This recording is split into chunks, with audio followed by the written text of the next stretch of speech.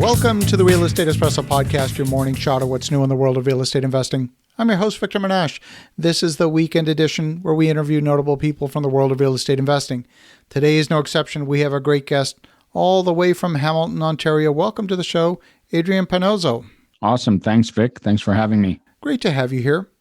Now, Adrian, you've been doing a particular strategy that could be applied in almost any Rust Belt city, any industrial city, anywhere in North America. But before we dig into those details, why don't you give us a little bit of your backstory and how you got to this point in your journey? Yeah, for sure. So I've been investing in real estate for 10 years. Prior to, I was a police officer for 21 years in Toronto. And I just completed 21 years of police service. 10 of the last 21 years while I was a police officer, I began investing in real estate and buying multifamily homes in Ontario, multifamilies, triplexes, fourplexes, and so on, all the way up to 10-unit apartment buildings. And it wasn't until about the last 5 years we incorporated what everybody's commonly known as the BRRRR strategy: buy, renovate, refinance, rent, and repeat. And we've really mastered this strategy in our market center over the course of the last 5 years, where we're really able to extract all of our capital and all of our renovation budget, essentially producing over 95 and most times infinite return on our money.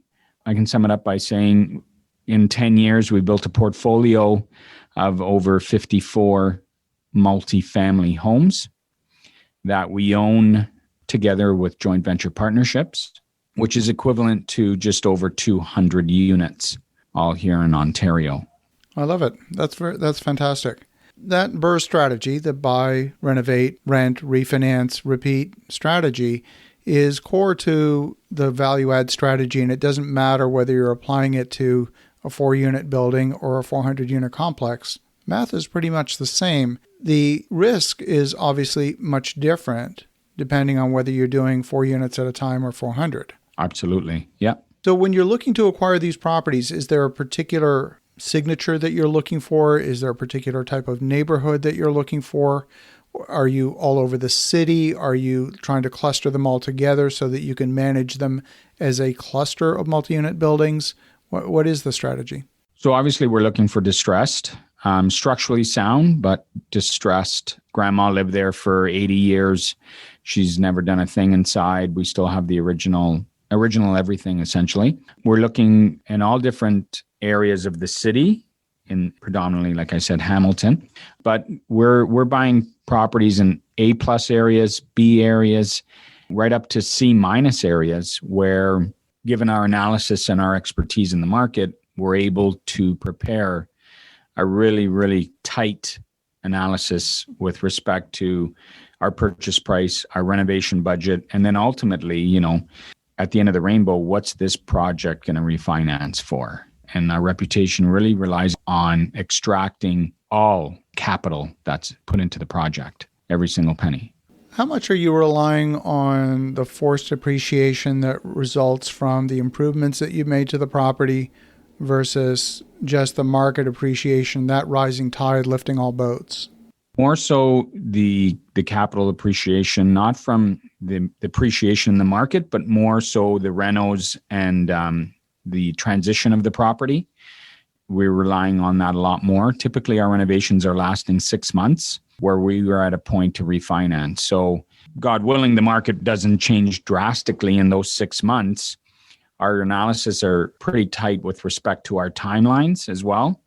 So call it as well the rinse and repeat cycle, where we're money in, money out in 6 months at that point of refinance. So in a 6-month window, you're not conducting major renovations. These are obviously improvements of all of the things that the customer sees, like the kitchens and baths, anything cosmetic. Are you taking it right down to the bare studs and putting in completely new drywall? Some have gone to the studs. Our projects that go to the studs usually last 8 months. We also have established our own construction company, so we have trades, sub-trades, so on and so forth at our disposal, where we can turn something around to the studs in 8 months. Typically, that's a 4 to 5 unit multifamily home, where we're building it essentially from the bricks in. But yeah, 8 months is our most longest timeline with respect to that. I love that. And when you look at comparing this, let's say with new construction, of course, with new construction, the cost of construction is many times what it is that you're probably buying these buildings for. You're probably looking at development charges where you would have to pay infrastructure costs to the city in order to increase the density.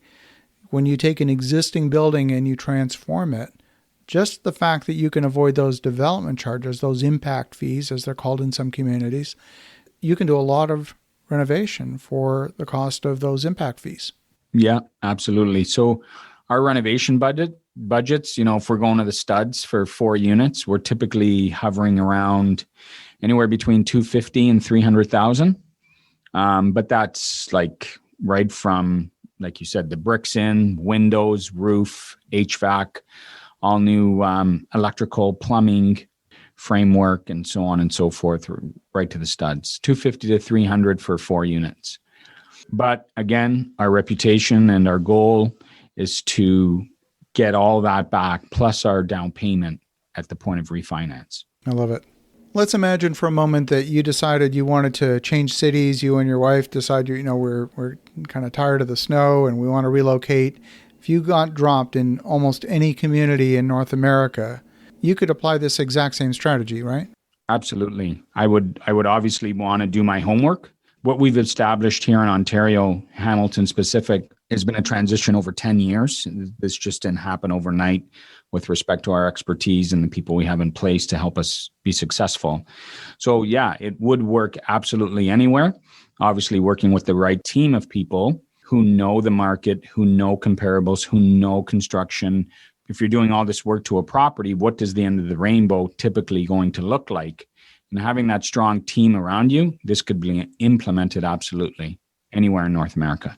Talk a little bit about the transition from policing to doing this on a full-time basis, because you said that you started doing this work while you were still a full-time member of the police force.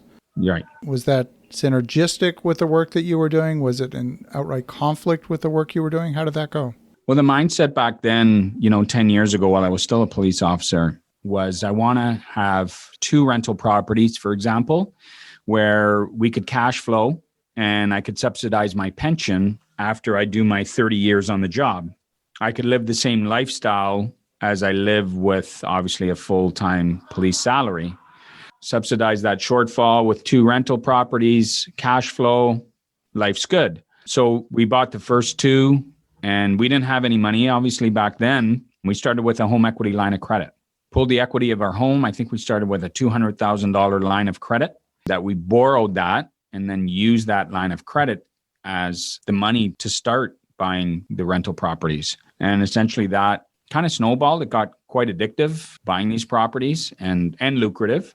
So, 2 turned into 4. And when we hit our 4th rental property plus our principal residence, our debt ratios, then we were at a max. So we were at 5 residential mortgages. We had maxed out our borrowing potential on a typical A lender. So at that point in time, we decided to start marketing ourselves and joint venturing with different other like-minded investors. Things just took off from essentially 4 properties to 54 properties once we started to joint venture. That's one of the very common obstacles that is hitting up against that lending limit. For some, it's 5 properties. For some, it's 10. For others, it's 15. In the States, they call that being fannied or freddied out. And it's hitting up against that ceiling where the fundamental assumption in residential underwriting is that the path to repayment of that loan is through your employment income. Whereas in the world of commercial, if you own a 100-unit building or a 400-unit building, your salary doesn't really factor into the picture, because if something goes wrong with that property, your salary isn't going to be enough to fix it. Right. Yeah. You're stuck in almost that no man's land between the world of residential underwriting and commercial, because you're doing this on a commercial level, but still doing it with properties that fall under those residential underwriting rules. Right. Have you gone and put portfolio loans over groups of properties and treated them as a commercial portfolio? No, haven't done that yet. Most of the residential, like the triplexes and the fourplexes, this financing has been secured by the joint venture partner who qualified for the lending component on that particular acquisition. The commercial properties that we own in our portfolio, the six units, the 12 units, and so on, those are joint. Obviously, started a new corporation, and then we're both shareholders of that corp. And as you know, the lending components are completely different with respect to that. Oh, fantastic.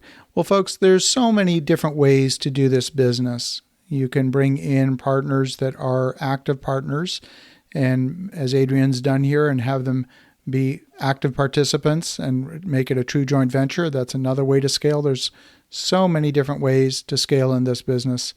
Adrian, if folks want to connect, if they want to learn more, what's the best way? Yeah, shoot me a quick email, executiveproperties with IES at rogers.com. Terrific. Well, thank you, Adrian, for sharing your story. And for the folks at home, definitely connect with Adrian at executiveproperties at rogers.com. And in the meantime, have an awesome rest of your weekend. Go make some great things happen. We'll talk to you again tomorrow.